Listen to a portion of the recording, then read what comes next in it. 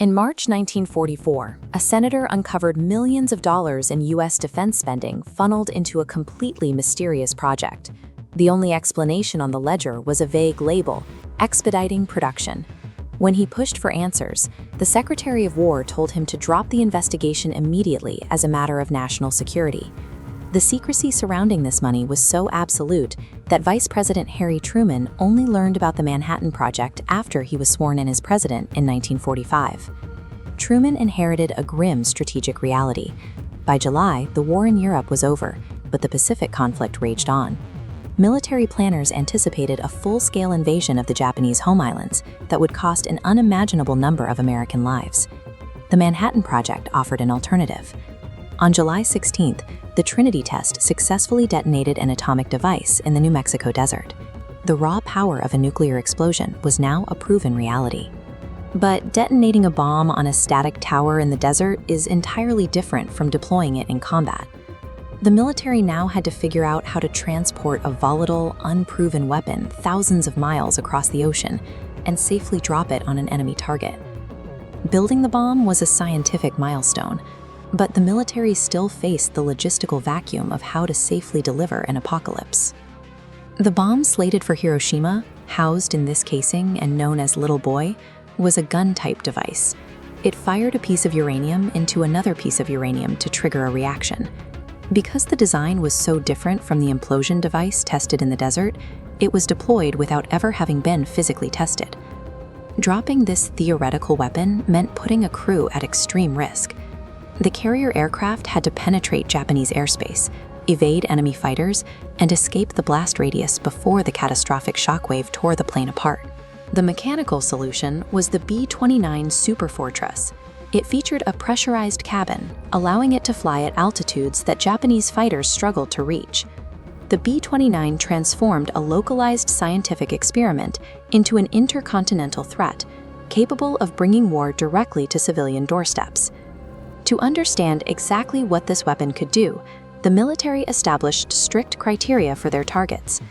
As this map of Japanese cities illustrates, planners filtered out any locations damaged by previous American firebombing campaigns, isolating only the pristine environments where they could accurately measure the bomb's total destructive capacity. They also required locations with robust military and domestic infrastructure.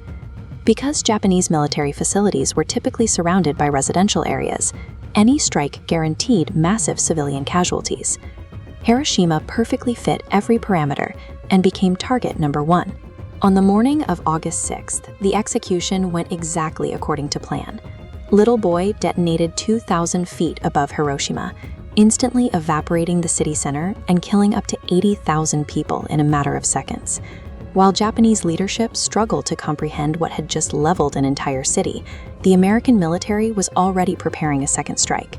Shifting weather conditions forced commanders to move the next drop up by 2 days, to August 9th. This second device, Fat Man, was a more complex implosion weapon. Heavy cloud cover over the primary target of Kokura forced the crew to divert to their secondary option, Nagasaki. Running low on fuel, they found a brief gap in the dense clouds and dropped the bomb manually, missing the city center by 2 miles. The bombing of Hiroshima was a meticulously calculated strike. Nagasaki demonstrated that even the most powerful weapon on Earth remained vulnerable to the chaotic, unpredictable variables of nature. On the same day Nagasaki was hit, the Soviet Union invaded Manchuria. Japan was suddenly plunged into a two-front nightmare, facing total devastation from the air and a massive ground invasion from the north. The accidental, rapid-fire timing of the 2 atomic strikes created a terrifying illusion. To the Japanese leadership, it appeared the United States possessed an endless, immediate assembly line of nuclear weapons ready to erase their cities one by one. Facing total geopolitical collapse and the threat of complete annihilation, Emperor Hirohito agreed to the Allies' unconditional surrender terms, on the sole condition that he remain in his post. The war did not end simply because a single bomb possessed immense explosive power. It ended because the overwhelming psychological shock of compounding, simultaneous catastrophes shattered the empire's ability to fight. On the ground, a new horror emerged. Survivors presented with severe burns and an unexplainable condition doctors termed atomic sickness.